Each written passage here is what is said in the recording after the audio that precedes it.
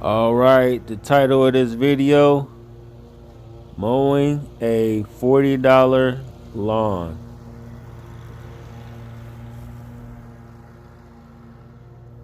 All right, so here it is, a $40 lawn. Basically what I want to get into is talking about pricing these lawns, and one more thing that I noticed that people don't factor into the pricing in lawns.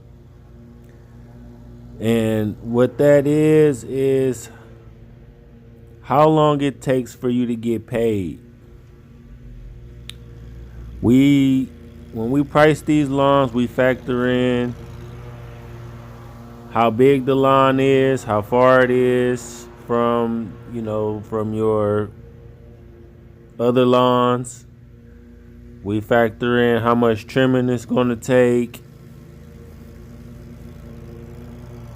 how tall the grass is. We factor in all these different things. But one thing that I don't hear a lot about is factoring in how long it takes to get paid after the fact. And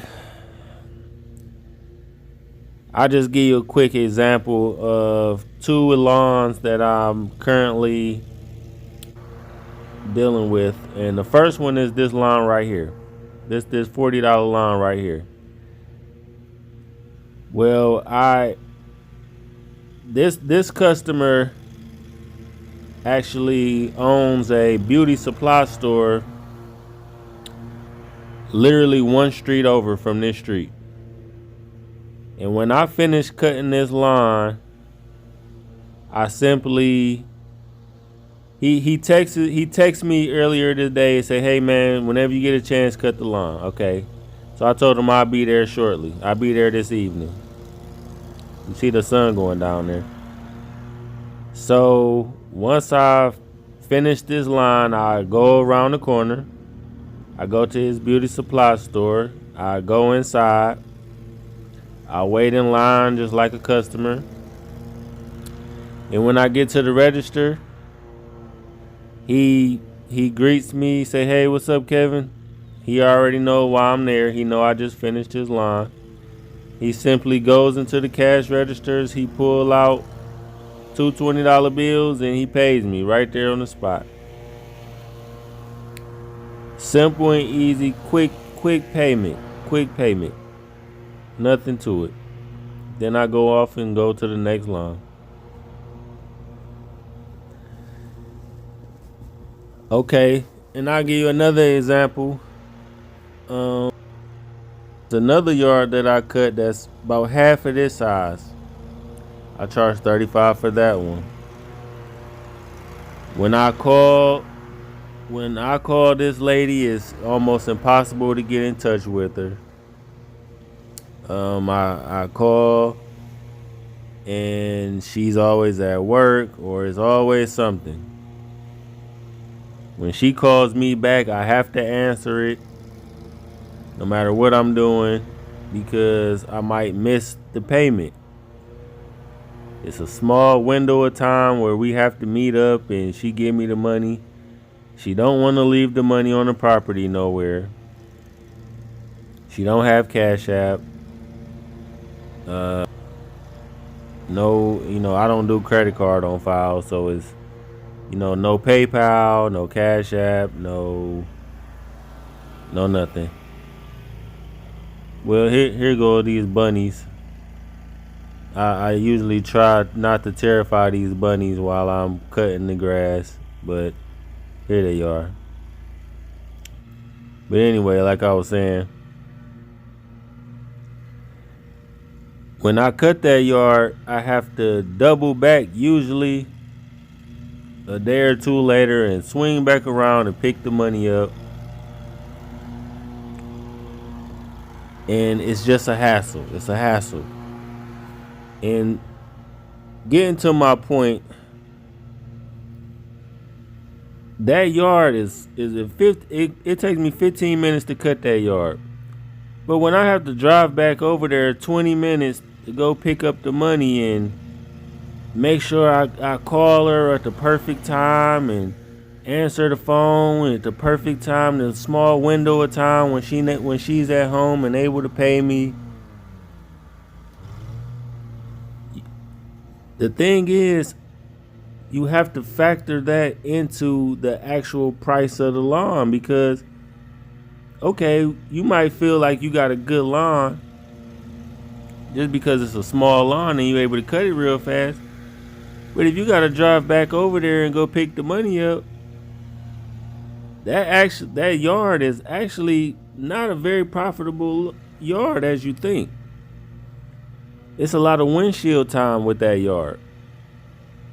You know, if it take me 15 minutes to cut it, but then it take me days to pick the money up and 20 minutes to drive back over there and gotta knock on the door and hope she answer the phone and all this other stuff. All of those is factors in, you know, as far as pricing that lawn. That lawn either has to be, you either have to charge more for that lawn because of the hassle of getting paid, or you have to sit down with that customer and figure out a way to get paid faster. That's the only two options you have with that in that situation. The third option is just to let the yard go. And that's what I'm going to be doing with that second customer, that second example that I gave you. I'm just going to let the customer go, because if I got 100 customers and I have one customer where it's hard to get paid, I'm not going to cater to one bad customer. It's just not going to happen. I got 99 good customers and one bad customer. I'm not going to go out of my way to make sure that this one customer is accommodated for something that I don't like. I'm simply going to not cut her yard no more. And it's a tiny little bitty yard. Her whole yard is not even as big as this front yard, front and back. But the time it takes to collect the money, it takes me double of what it takes me triple or even more of the time that it takes just to collect the money, including the cutting of the yard. All of those have to be factored in. So that's my point in this video. That's my point in this video. We talk about a lot of stuff, and right here I'm weed whacking with one hand, and I'm filming with the other hand. So you got to be careful of these AC units. Be very careful around them, because those cords and all of that stuff. But yep, I'm weed whacking with one hand right there. There go the bunnies again. I think they know me by now. When they see me, when they hear me, they know I'm not coming to get them. And I hope those bunnies are pets and not food. But that's either here nor there. But anyway, like I was saying, this is a good $40 yard because I can cut it fairly fast and I get paid fast. If you're not getting paid fast, it take you a long time to get paid. You got to consider that as a actual time of the yard. I mean, just like you would charge for that yard of how much weed whacking you would do, or how much blowing you would do, how much turf you actually cutting. Just like how you would charge how much windshield time that you have to to get to that yard. If you get a yard and it's taking you a long time to get paid for that yard, you gotta take that into consideration. That this yard is not as profitable as the other yards, even if it's a small and easy yard. That windshield time count to go back and collect that money. Now, I'm not talking about the people who got credit cards on file and don't accept cash and, all this other stuff. That's definitely a good way of, that's solving that problem. But I'm talking about the people who, maybe beginners or just, most of your customers is just, you will lose a ton of customers by not accepting cash and not accepting Cash App and, checks and different things like that. I accept all kind of money. It all spins to me. It all spins. I'm not going to not accept the customer because of, they don't have a credit card. I'm just not in that. My market just wouldn't, I wouldn't make as much money in my market trying to do that.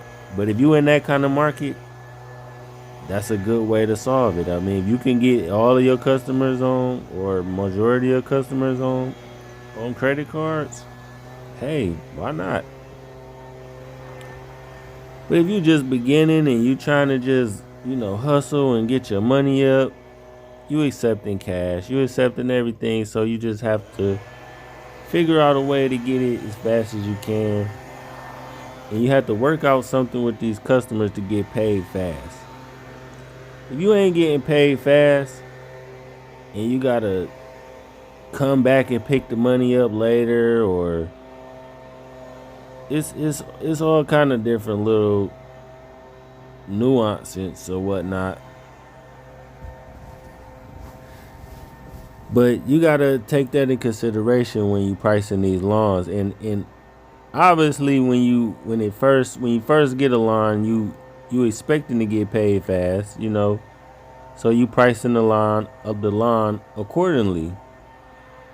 But after you've been cutting that lawn for a while and you starting to see that, hey, I'm not getting paid very fast. I got to swing back around a lot because this person at work all the time and, all these different things. That's a thing to consider. Maybe letting that yard go or getting them on board with paying you a little faster. Well, all the pros out there, I appreciate it if you leave a comment on this subject about getting paid fast, or maybe some good ideas of some advice to the beginners of how to get paid a little faster. I appreciate that comment to you pros and to you beginners with your concerns. I appreciate it if you could smash that like button and smash that subscribe button. Hit that bell so you can hit me on the regular.